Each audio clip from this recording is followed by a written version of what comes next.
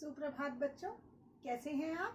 आशा है आप सभी अपने घरों में स्वस्थ होंगे। बेटे, कल हम लोगों ने अपना एक पाठ शुरू किया था व्याकरण का, भाषा, लिपि और व्याकरण। आज हम अपने इसी पाठ को आगे बढ़ाएंगे, लेकिन उससे पहले दो काम आपने करने हैं। मेरे चैनल को शेयर, लाइक और सब्सक्राइब, और कमेंट बॉक्स में अपना रिव्यू कि पाठ 1 आपका पूरा हुआ है कि नहीं। ठीक, तो चलिए चलते हैं अपने पाठ की तरफ। बच्चों, चलिए देखते हैं कि आज हमने क्या पढ़ना है। तो देखिए, कल हमने भाषा, लिपि और व्याकरण ये वाला पाठ अपना शुरू किया था, है ना।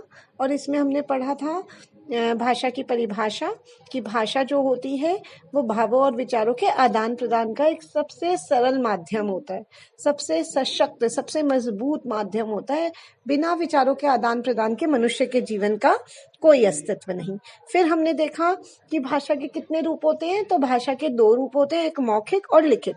मौखिक रूप वह होता है जिसमें मनुष्य अपने भावों को बोलकर प्रकट करता है ना। जैसे पुराने समय में जब लेखन कला नहीं आई थी, तब मनुष्य अपने मन के भावों को, गुरुजन अपने मन के भावों को अपने शिष्यों तक बोलकर पहुंचाते थे।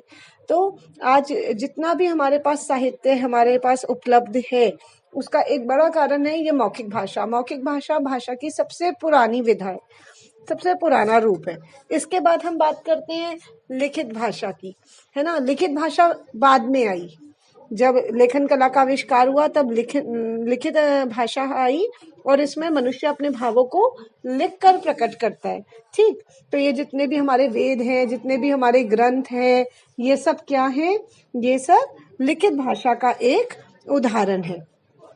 इसके अलावा बेटे, सांकेतिक भाषा भी एक तरीके की भाषा होती है, लेकिन सांकेतिक भाषा का कोई अस्तित्व नहीं। क्योंकि जैसे देखिए, मैंने यहाँ उदाहरण आपको दिए कि एक पुस्तकालय में जो अध्यापक हैं वो बच्चों को चुप रहने का निर्देश दे रहे हैं, इशारा कर रहे हैं, और वहीं दूसरी तरफ एक ट्रैफिक पुलिस जो कर्मचारी हैं वो भी संकेतों के माध्यम से ट्रैफिक के आवागमन को चला रहे हैं। लेकिन ये सांकेतिक भाषा है।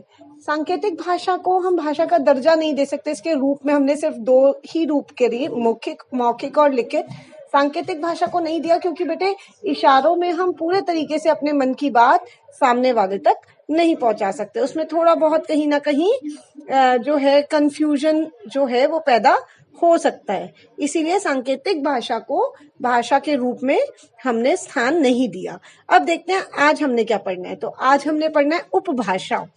उपभाषा क्या होता है? हमने भाषा और बोली तो पढ़ लिया। भाषा जो पूरे देश विदेश में बोली जाए, बोली जो एक सीमित क्षेत्र में बोली जाए। अब ये उपभाषा क्या है? उपभाषा बेटे भाषा और बोली के बीच की अवस्था है। उपभाषा किसे कहते हैं?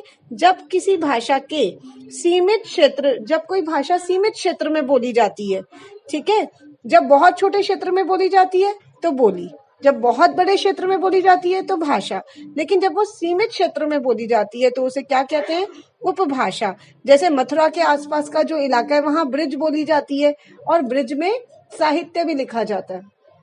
तो ये क्या होगा? हमारा उपभाषा। एक बारी तरीके से इसका हम अंतर समझ लेते हैं, भाषा, उपभाषा और बोली में क्या अंतर है। तो देखिए, बोली जो होती है वो सबसे छोटे क्षेत्र में बोली जाती है ना। बोली में साहित्य रचना नहीं होती। सबसे इम्पोर्टेंट बात है, सबसे महत्वपूर्ण बात है कि बोली में कभी भी कुछ भी लिखा हुआ नहीं मिलेगा आपको। कोई कहानी आप एक सीमित क्षेत्र तक बोलेंगे, जैसे ही उससे बाहर निकलेंगे बोली का रूप बदल जाएगा।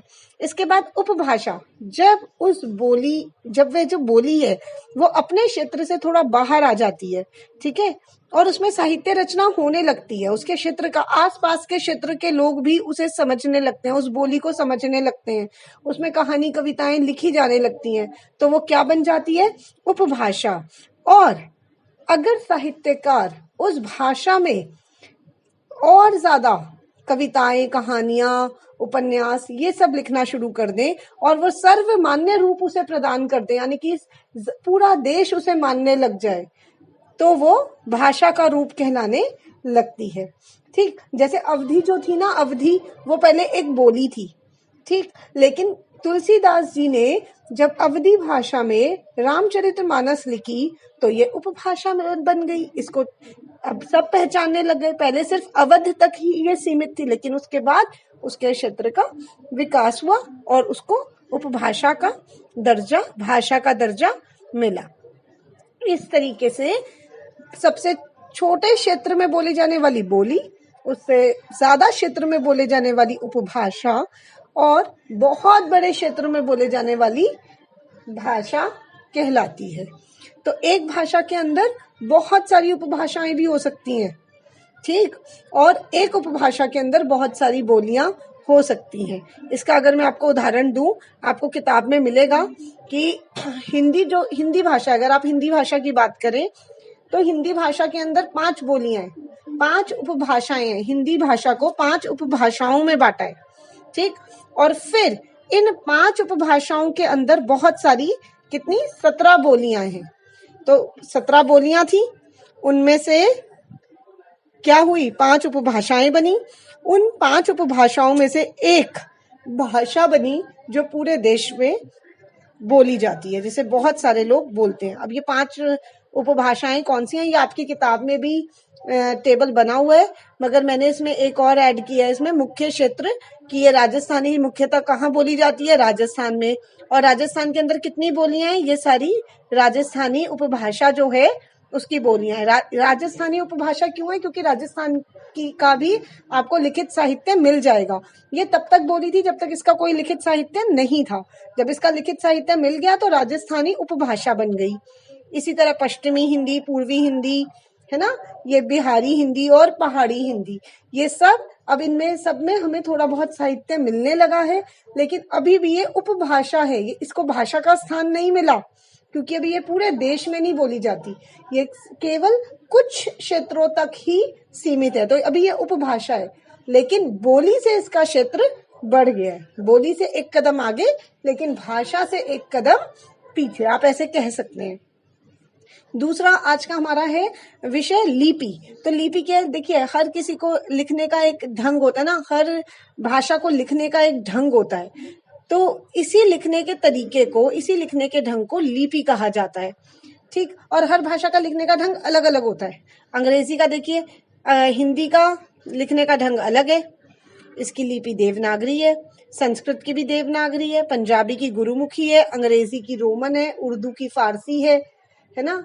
तो बहुत सारी आपकी एक बुक में टेबल बना हुआ है, तो आप वहां से भी देख सकते हैं। यहाँ पे प्रयोग था तो मैंने यहाँ पे ये भी लिख दिया कि कैसे इनको अलग अलग लिपि में अलग अलग तरीके से लिखा जाता है, ठीक। तो ये है हमारे आज के 2 काम। एक उपभाषा हमने पढ़ा कि उपभाषा क्या है, और दूसरा लिपि क्या है। तो आज का आपका काम देख लेते हैं एक बारी। भाषा, लिपि और व्याकरण। पाठ का नाम दोबारा लिखने की जरूरत नहीं है। कल आपने 2 प्रश्न किए थे, उसी के नीचे प्रश्न 3 लिख सकते हैं आप, नहीं तो आज की डेट डालकर आप सीधा लिखेंगे प्रश्न 1, वो आपकी मर्जी।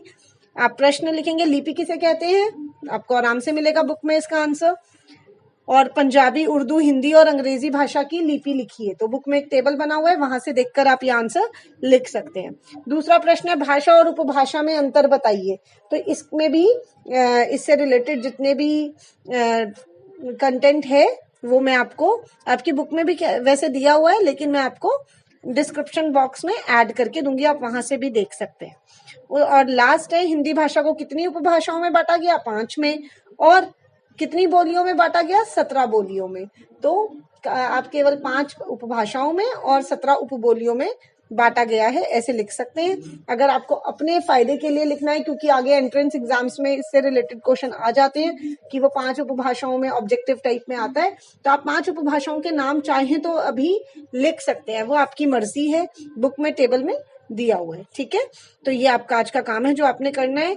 अब ये मेरे पास रिकॉर्ड है जिन बच्चों का मेरे पास अभी तक रिव्यू आया है, अगर इसमें किसी का नाम मेंशन मैंने नहीं किया तो मुझे जरूर बताएं, और जिन बच्चों ने अभी तक मुझे नहीं भेजा है कि चैप्टर 1 पूरा हुआ है या नहीं, बेटे मेरे पास 2nd चैप्टर के भी रिव्यूज आने शुरू हो गए हैं, लेकिन अभी 1st चैप्टर में सिर्फ 8th B है जो सबसे आगे चल रही है, लेकिन बाकी बच्चों को भी चाहिए कि जल्दी से जल्दी 8th H specially 8th C तो 8th E, तो अपने अपने फ्रेंड्स को बेटे बताइए कि काम पूरा करें और मुझे जल्दी से जल्दी रिव्यू बॉक्स में केवल अपना नाम, क्लास नहीं लिखें, ये भी बताएं कि पाठ पूरा हुआ है या नहीं। ठीक है, तो ये काम आपने